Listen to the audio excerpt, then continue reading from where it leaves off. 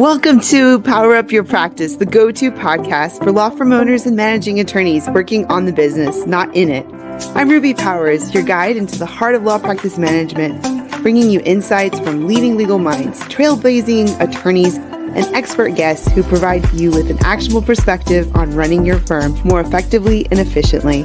Prepare to open your mind, be inspired, and power up your practice to the next level. Hi, everyone. Welcome to Power Up Your Practice. I'm your host, Ruby Powers, your companion through the evolving landscape of law practice management. In each episode, we get to hear from our guests about their superpowers, their journeys through life and through building up a law firm, and also their perspectives on reaching success. So I'm really excited to have Beau Atkins today. He's the CEO of Evolve Family Law in Canada. He's a serial entrepreneur of over the past 20 years, starting a variety of business ranging from construction, cleaning companies to law offices and tech startups. He's passionate about business and helping people. And I'm looking forward to this conversation. And I like to mention like how I meet people and in what circumstances. He actually was listened to the podcast earlier on and mentioned it on LinkedIn. And so, of course, I reached out and said, thanks for mentioning the podcast. And then we bumped into each other sort of serendipitously at the ABA Tech Show, and we're able to continue the conversation in person. So, Beau, tell us a little bit about yourself. Yeah, thanks a lot for that introduction, Ruby, and thanks for bringing content like this. That's sort of how we got in touch, as I heard your podcast and I got a lot from it. So it's a pleasure to be on this side now. As you mentioned, I've always been fairly entrepreneurial, starting from when I was a kid. And I think I found some challenges as a lawyer, just trying to marry those two very different mindsets. I think as lawyers, a lot of times we take the approach from a risk focus, whereas entrepreneurs generally approach things with an opportunity focus. And sometimes the two are blind. You've got lawyers blind from the opportunity, and certainly you've got examples of entrepreneurs who are blind in risk.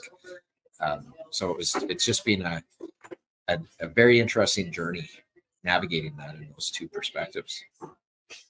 Yeah, I think we talked about that when we did an ABA Tech Show like debrief, where just the risk-averseness of lawyers versus the willing to take risks entrepreneur mindset. And when we have more of the entrepreneur mindset than the lawyer mindset, it seems like we're having a fight internally.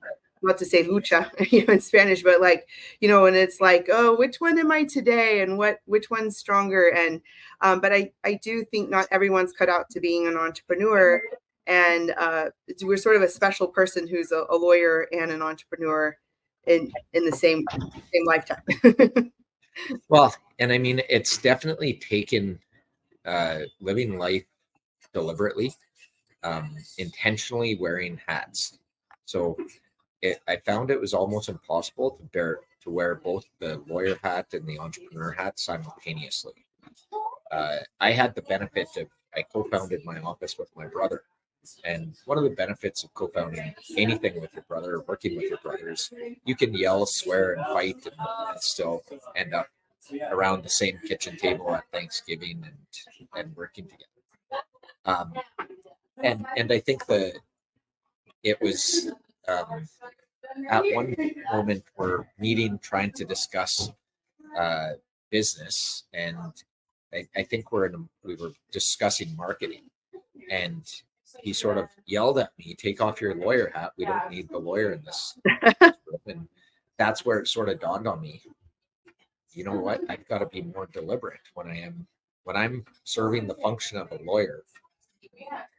Intentionally don that hat.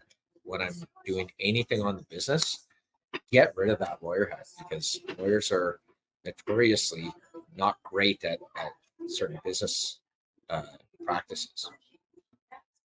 So one of the things that I've noticed watching you on LinkedIn is you listen to a lot of podcasts and you you read a lot. And when we were comparing notes about books, we pretty much read a lot of the same books. So that was quite fascinating. So, but I think we're both have a similar, like, the growth mindset, and sort of subscribe to a lot of the entrepreneurial mindset. So how does your approach at, like, learning and improving yourself? Like, where do you find what podcasts and books to read, and how do you stay in that entrepreneurial space? I feel like the other thing, so I've certainly been involved heavily in both communities, whether it's the lawyer community or it's the entrepreneur community. And the one thing that I noticed between the two is the entrepreneur community seems to bring with it a lot more curiosity, and that has significantly aided me on my path of growth and learning. I think a lot of times, and I've spoken with a number of lawyers after law school, with the amount of reading we have to do throughout law school and university or post-secondary career, as well as throughout our as our job. A lot of times that can make it really difficult to want to pick up more materials, more books, and read and do all of that in your spare time. So I found being part of that entrepreneurial community has really helped. Yeah, I agree with that. I think we were all sort of burnt out of reading and sort of took it look as a punishment, as a, my son was in cross country, and he said, the coach says, what you do for fun as your sport is what other coaches use as a form of punishment. And I was like, that's quite a funny concept. But yeah, I mean, reading is a great way to learn. And I think as an author, I realize a lot of people don't read anymore. And I think we're also just sort of a shorter attention span. And anyway, so I'm glad we have all these different manners to convey information and conversations. But you're right, the curiosity and continuing to improve, I think it helps open up that able to just to do great things. Well, and I think even once you get curious, I find curious, it's infectious. And so it was my curiosity that led me to you, and then we have a discussion, and all of a sudden you're providing these other book recommendations and other resources, and I haven't seen those yet, so now they're on my list. And I think one of them was the Millionaire Mindset was something. Oh yeah, I love that one. Yeah, I actually just I just bought the audiobook in a thrift shop. I have the physical book at home, but I thought, got a 3-hour drive, I might as well toss it on the way back. So that's just one example of how I've found that I never stop yearning to learn more now that I've adopted that mindset. Yeah, so I think that goes well with my next question about, so how can that growth mindset contribute to overcoming challenges and implementing and optimizing business operations? Sorry, Ruby, before we started this, and I'm hoping this doesn't ruin our podcast, I didn't think they would be great. I mean, I'm having this, we're of course having this call, and I had to take it in a coffee shop, and it wasn't until we started that they started grinding beans every 15 minutes. So hopefully that's it. Hopefully that's it. We'll just imagine the smell of coffee, and because you can hear the sound of coffee. Well, and I mean, I think that it speaks a little bit to the reality of the world, and certainly my practice and what I've built.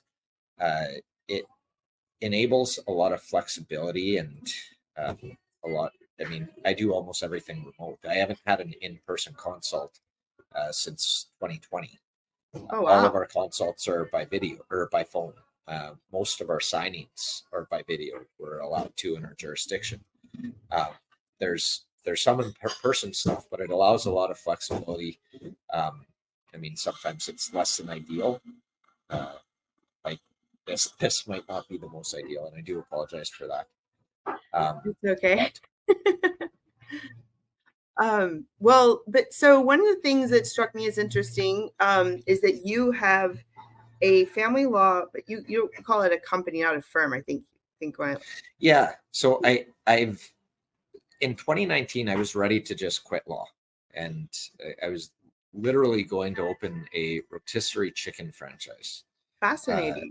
No idea why I was headed that. I think it was sort of the height of my existential crisis, where my entrepreneur was beating the lawyer side of me and was winning that fight.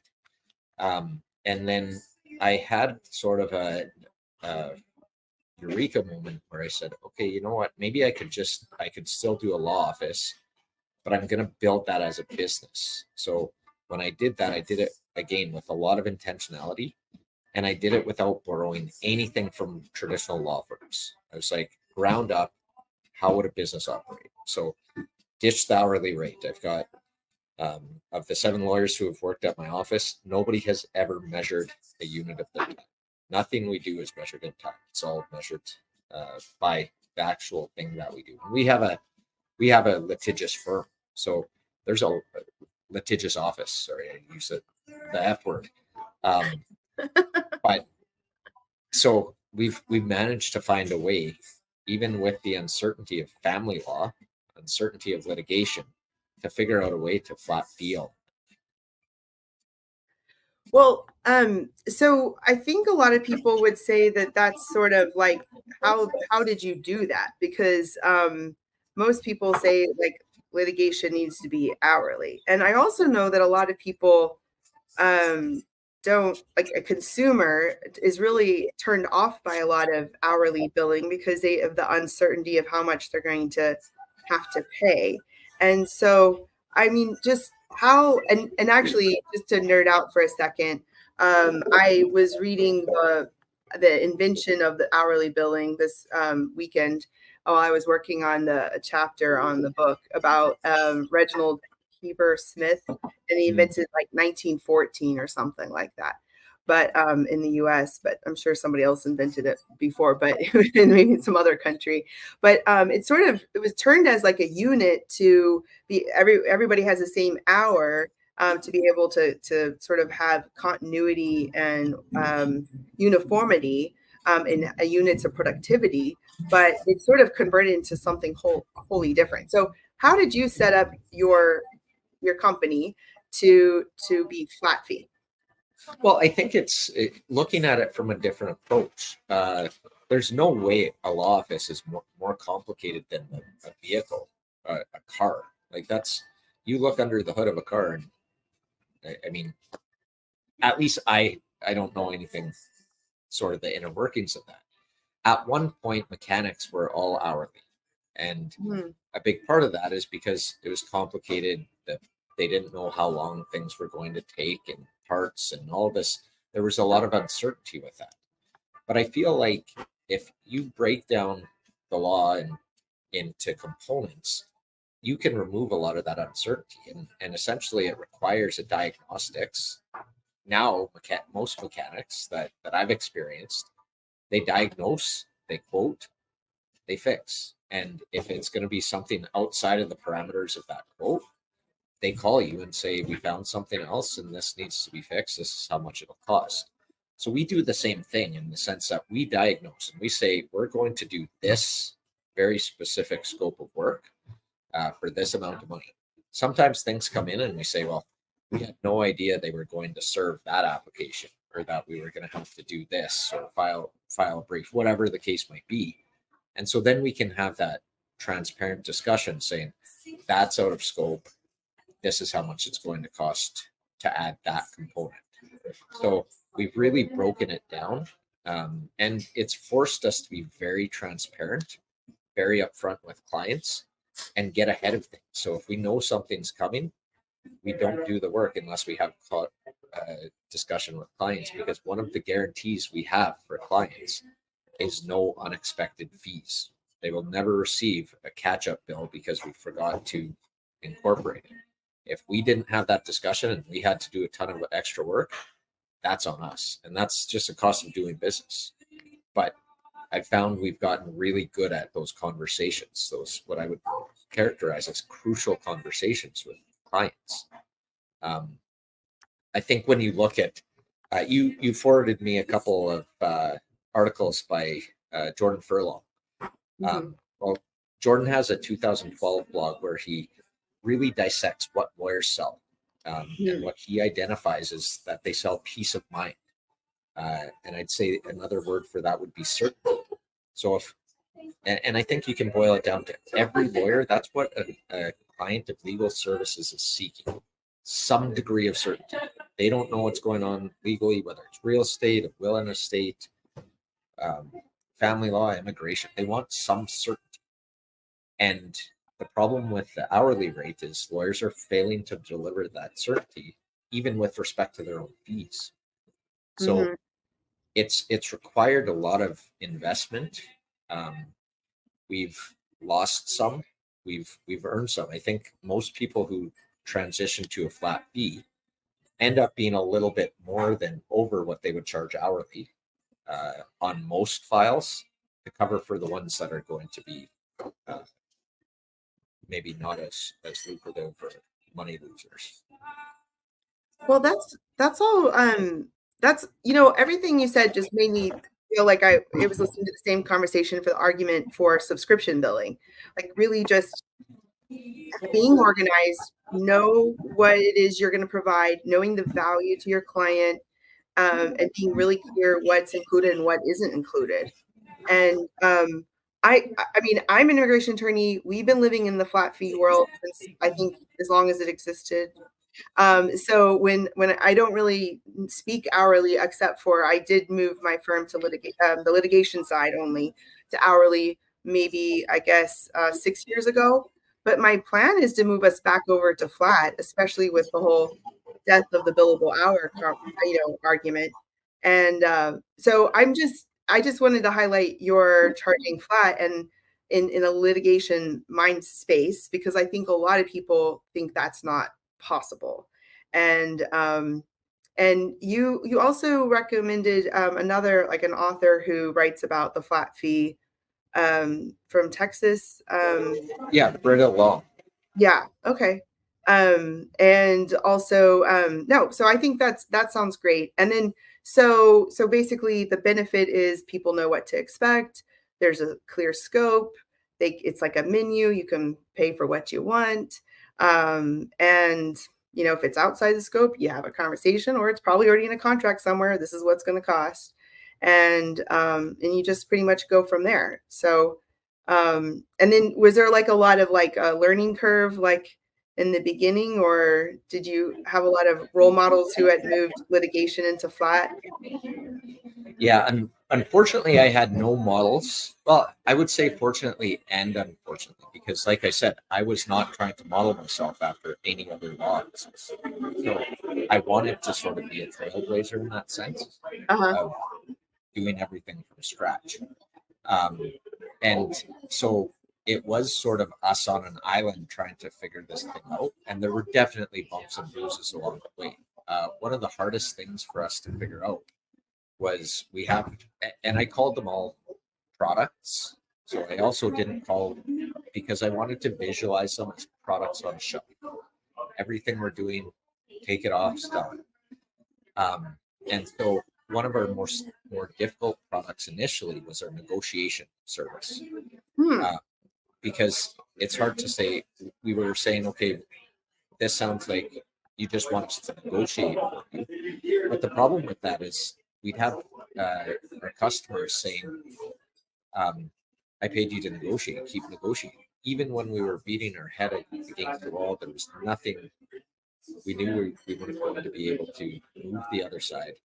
They wanted us to be in this perpetual negotiation because they paid for us to do that. And so what the solution to that was to define it. And we've done that with every service and product we have, is we have a very clear start and very clear finish.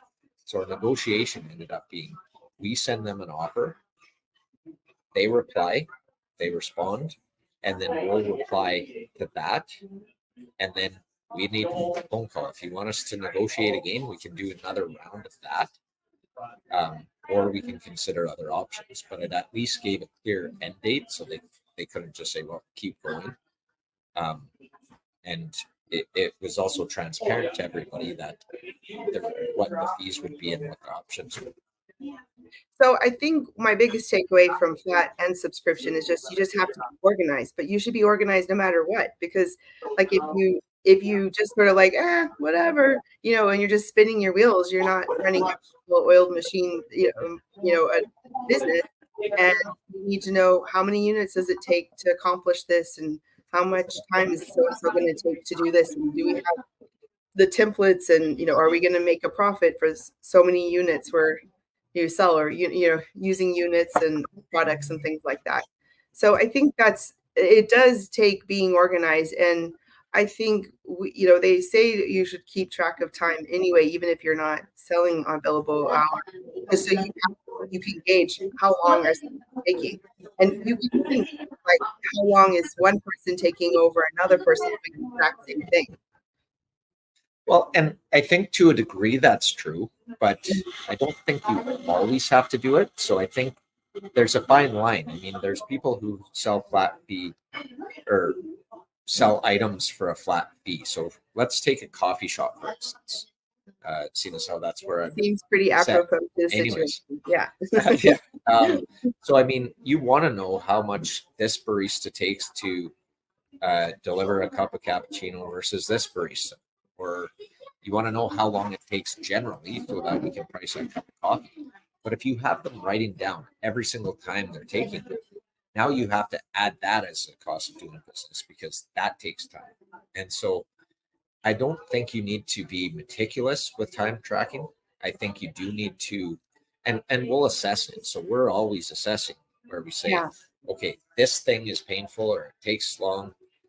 Figure out how long it takes, figure out how we can make it more efficient or quicker, and deliver faster. So I think, you want to track time, but I don't think you need to always track time. Yeah, that's right. You could do a spot. I mean, some people say you should do it all the time, so that if you have to refund, even if you charge a flat fee or blah, blah, blah, blah, how much time was spent. But then that's sort of going into the hourly mentality as well. But I think, but what I've done is I've done spot checking on staff to figure out how long things take. And the other thing I'm using it for, because like if one person's taking 10 hours to do something, one's taking 2, well, what's going on here? Is the 2-hour person, skimping and, cutting corners? Is the 10-hour person way too thorough and like doing way too much? That's like, and this threshold should be lower. Right. Other reason why I'm doing that right now is that I'm trying to see what we can automate with AI, and it sort of helps me realize what the biggest areas of time consumption are right now.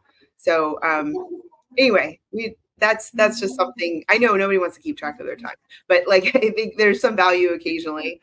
But I do agree. Like I think the flat and subscription is sort of, I think that's where things are going in the future. And I think a lot of people should get out of hourly, but I know that's hard to swallow. So we'll just give examples of people successfully using alternative models.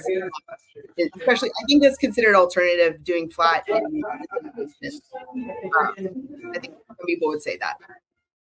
Well, and I think when you're looking at that, you talk about AI and adding all these efficiencies. There's a lot less motivation to do that when you're charging by the hour. Yeah, exactly. There's an inherent conflict of interest there. But the other reality is, I think, and I've personally witnessed this. I don't know if you've personally witnessed this, but you've got people who are making themselves more efficient, but then still keeping the hourly rate and saying, well, this used to take an hour. I'm going to bill an hour for this, even though it took 5 minutes. Mm-hmm. Well, you're being, I wouldn't even say you're being disingenuous. I would go as far to say you're being unethical. If you're charging for an hour of your time and you're taking 5 minutes, you need to change your billing, because that is a complete lie to a customer who has entrusted you to be telling the truth and being so. Yep, I agree with you, and so that's the reason why I want to move over to flat fee pretty soon, because actually it's very meta. I was on we were doing a training, like a multiple training step process of our case management software. And I was showing the team, like, look, this is the document assembly we set up. Are you guys using it? They're like, most of them were like, no. And I'm like, well, we have this for you to save time. Like, need to start playing around and use this, because, and as soon as we have it, we can use this more fully and do a motion in just, a few seconds, because we plugged everything in, and then it just needs to be reviewed. Like, we're going to move over to flat fee.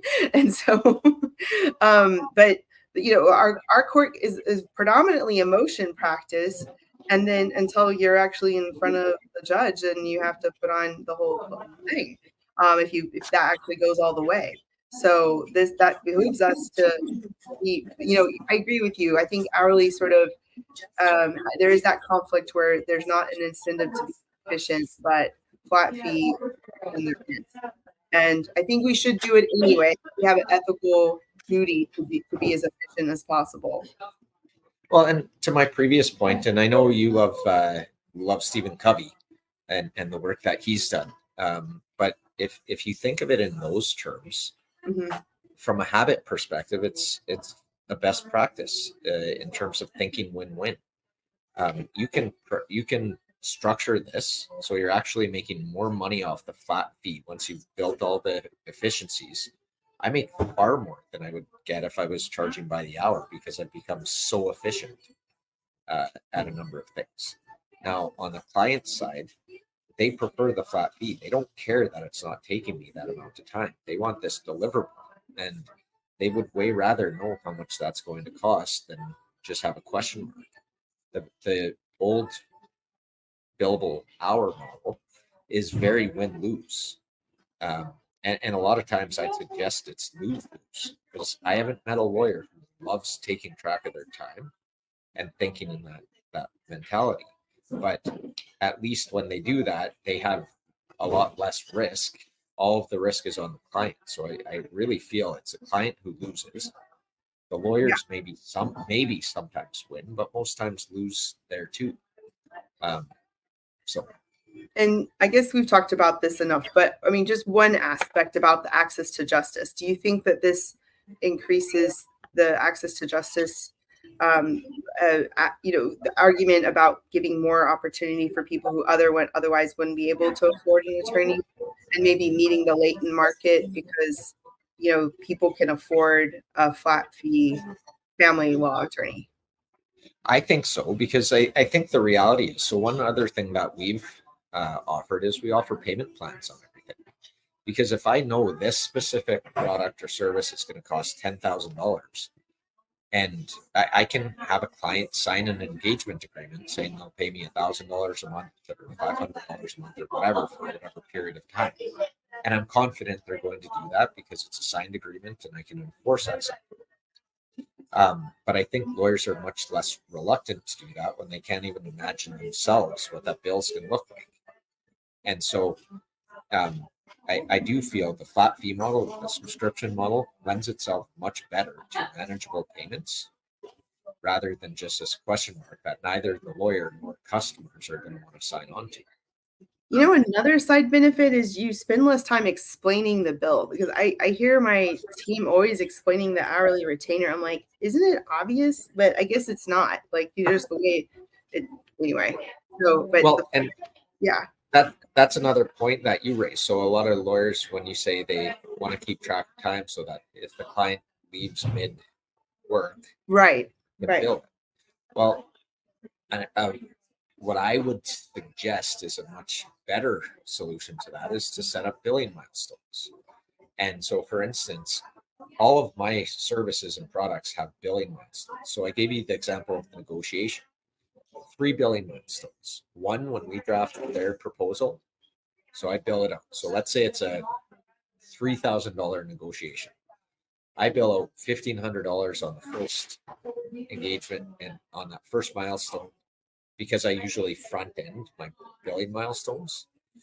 $1,500 there. I get a response back. Now that's $1,000. We send a reply. There's $500.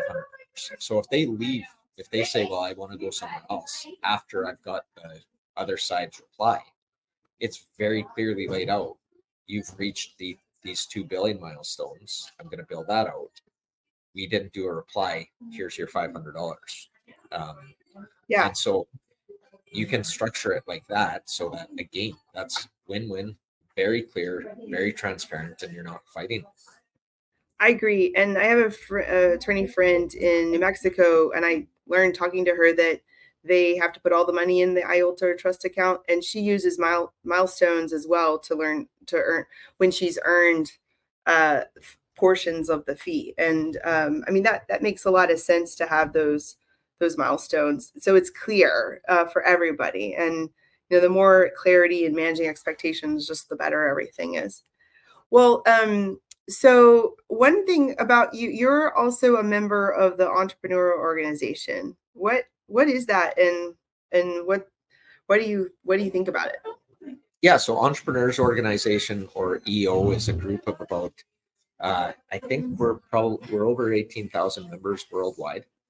So it's an international organization, originally founded by Vern Harnish, who wrote Scaling Up and Rockefeller Habits and those.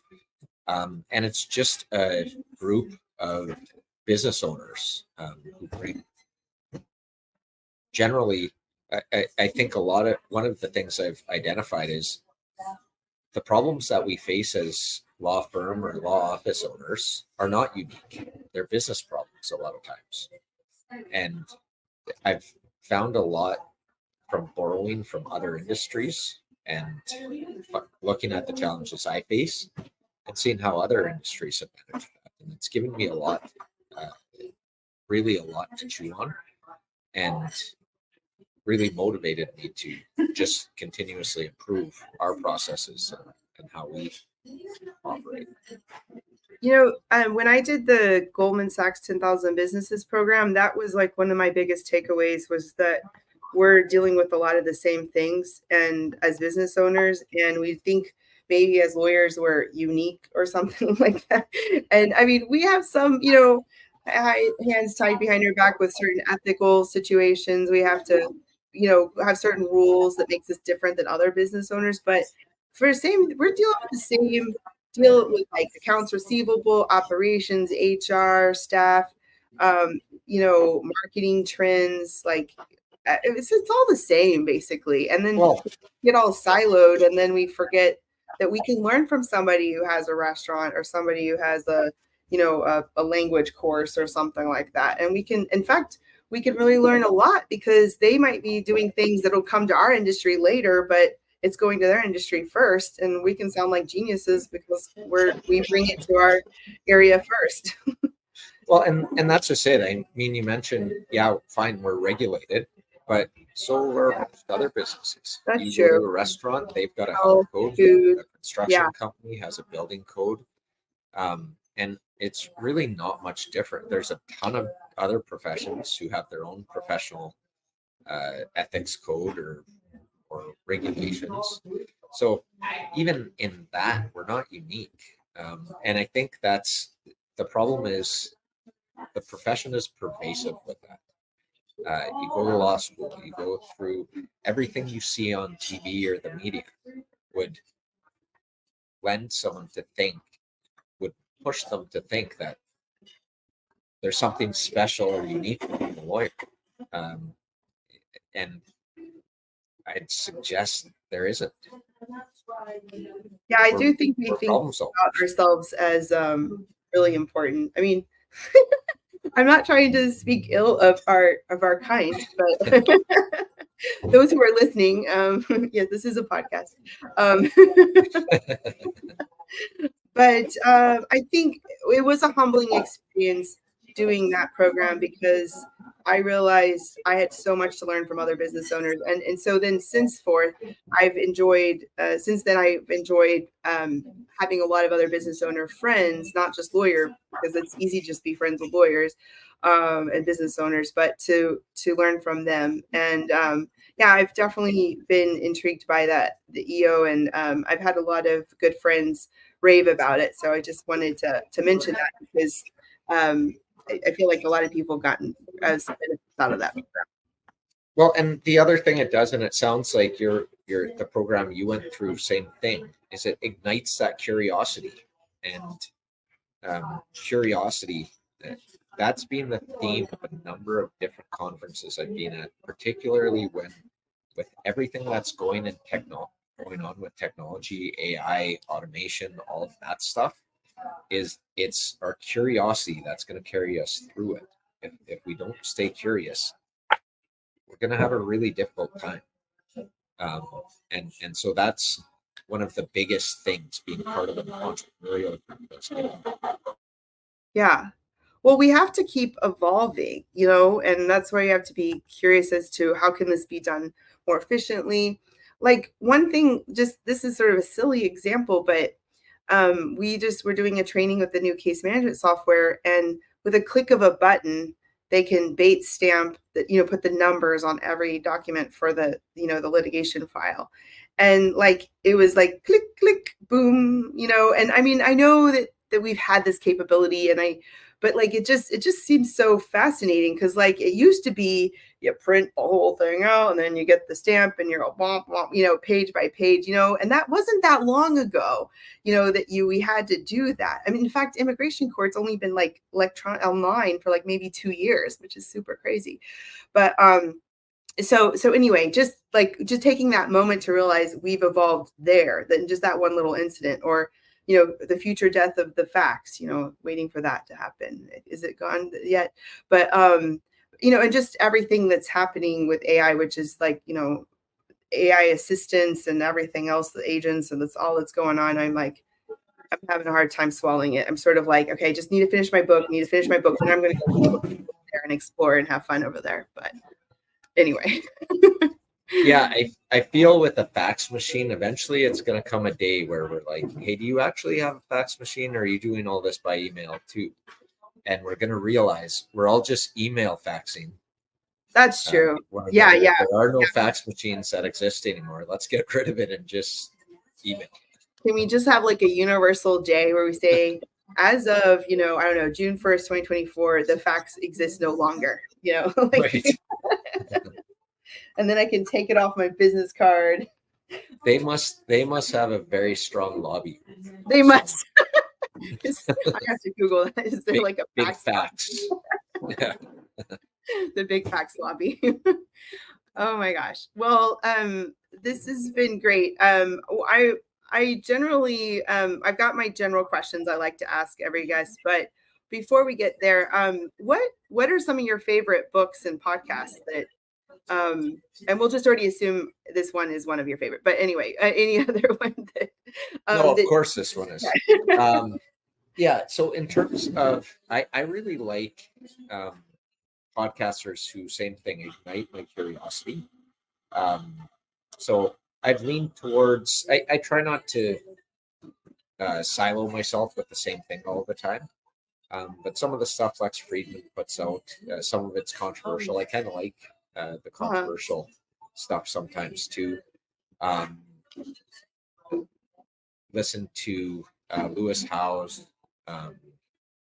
Reid Hoffman, a lot of stuff on business, a lot of the time. And then I always look for relevant things, like especially law related. So as I was going into Tech Show, that's when I found yours and some of the awesome guests that you put on there as well. Sometimes I'll search my guests depending on what author I've read or I want to hear more. It's a great way to essentially get an editorial comment on a book from the author themselves. In terms of books, it took me a long time to find How to Win Friends and Influence People and Think and Grow Rich. And I think that was mostly because I hate the titles. And then you read them and you're like, oh, it's not really about that at all. Think and Grow Rich isn't about necessarily being rich with money. And so I've become a little bit of a stoic in the sense of some of the things I pick up. Liked Marcus Aurelius's Meditations. I have that one. A lot of that sort of stuff. A lot of positive psychology, and I've really tried to direct my learning and create my own quarterly curriculums. So curriculi, So for this quarter, for instance, I'm focusing on emotional intelligence. So I picked up Daniel Goleman, a number of different other resources to help me with that. And what I found that does for myself is I actually apply some of the principles when I've deliberately focused on a specific topic. Um, so that's sort of been the approach that's helped me apply a lot more of my reading. That's awesome. I wanted to say something about, we're sort of running out of time, about like how you said you were like a conference junkie, because everywhere on LinkedIn, I almost said Facebook, LinkedIn, you're like at a different conference, or even when we were recording before, you were in California or something like that. But what why do you consider yourself a conference junkie, or why do you do that to yourself? Why do you do that? Oh, it feeds this curiosity. You've got amazing speakers. I know we were talking about the CleoCon coming to Austin, where you've got James Clear, Atomic Habits, who's going to talk about his book. Last year they had Mel Robbins and the FBI negotiator Chris Voss. Oh yeah. I got to see Kim Scott when I was at the EOS conference in San Diego. And so it's just, you've got all these amazing speakers just opening your eyes and planting new thoughts and things. So new connections. I mean, always making connections. Oh, it's just, I can't get enough. Yeah, I know. It's really addicting, actually, because you just like, you meet people and you learn new things. And then usually my team is like, Ruby, like, you have too many ideas. Stop, when I come back from a conference, because I'm like, wow, we could do this and that. And I feel like it's the healthiest addiction you'll ever find, though. Yeah, I think so. I think so. As long as you can afford to be out of the office that much and pay for the costs and everything, I think it is a healthy addiction. Yeah, I'll agree with that. Yeah. My trick has been trying to find ways to either get on the docket so the conference doesn't cost anything. So developing, I've been developing speaking skills so I can try to. That's very strategic, and I love it. That sounds good. Yeah, I guess I've been doing that too, but just I need to up my game on that. So our general questions we like to ask are, what's your favorite board game? And because I love games and board games, and I think it tells a lot about a person. So what's your favorite and why? My son and I have recently been playing a lot more Monopoly. I'm not a huge fan of Monopoly. Yeah. A non-board game, we play Exploding Kittens a lot too. Oh yeah, that's a good one. As well as cribbage. So crib. I think that might be characterized as a board game. It's played on a board. A game's fine. Game, right? Yeah. That's well, that's cool. Yeah, the Exploding Kittens.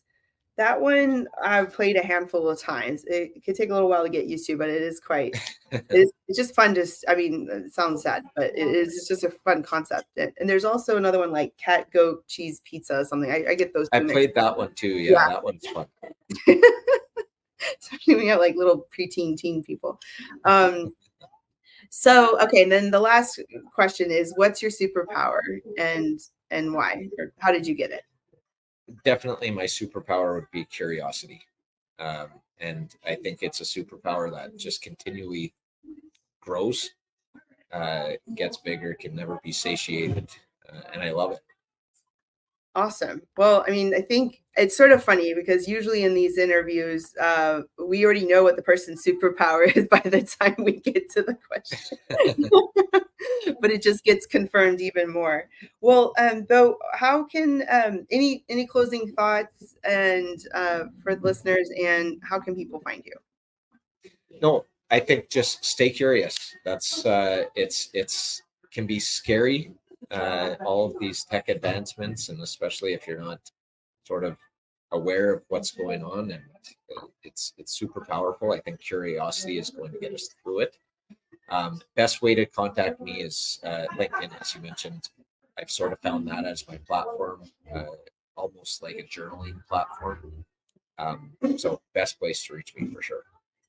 I think later I should have you on and talk about LinkedIn, because you put so much effort into your posts. I'm like, how do you have time to do that? And you also, like, you feel like you're at the conference, or you using AI to make songs or something like that. And but anyway, I do learn a lot about good books and podcasts and ideas and articles from watching your LinkedIn. So I appreciate that. Well, and essentially that's how I operate through life, is I take notes of conferences I'm attending, books I'm reading, which I want to take notes anyways, because I feel like I retain it better. It makes me present while I'm doing it, when I know I'm trying to absorb something. And it almost elevates it when you know you're actually going to put this on a public place. So I better be accurate, because if I inaccurately report this, I usually tag whoever was saying it. I'll get called out for it, so I better be paying attention and putting that right. So it's more for myself than anything, and it's a good friend of mine. So it holds you accountable by making sure what you post is an accurate reflection of either what you learned or what you experienced. I could see that. And even like writing my book, like I think what takes so long is that I want it to be good, and I want it to quality and pass a lot of time, and also for different eyes. Different people are in different places in their business and the firm, and so I'm thinking about all the different avatars that are reading it, and how can I create value for them. Well, thanks so much, Beau. It was great having you on today, and I think we all can smell the coffee, and it wasn't as bad as we thought at one or two moments when we heard the grinding. But thanks for joining us, and thanks everyone for joining us on this insightful journey today. Your time and engagement has meant the world to us. If you've enjoyed this episode, definitely like it, share it with a friend, post it on LinkedIn, and you continue the conversation at the Power Up Your Practice Facebook group, and we'll see you next time. Feeling overwhelmed by admin tasks? You're not alone. Many immigration lawyers are in the same boat. That's where Staffy comes in. Over 90 law firm owners just like you have turned to Staffy for help with legal, administrative, marketing, and client-facing work. Now, Staffy's mission: to help lawyers find balance while growing their firm. With bilingual virtual staff and full HR support, they take the hassle out of a team management and focus on what matters most: your clients and your practice. I've personally benefited from Staffy's support with 7 virtual assistants of my own across various areas of 2 of my businesses, including my law firm. Now, schedule a free initial consultation with Staffy. That's stafi.cc, and use the code RUBY. That's RUBY for $500 off. Thank you for tuning in to the Power Up Your Practice Law Practice Management podcast. I'm your host, Ruby Powers, and it's been a pleasure sharing this time with you. Join us next week for another episode where we'll continue to explore insightful strategies for success. Power Up Your Practice with us. See you next time.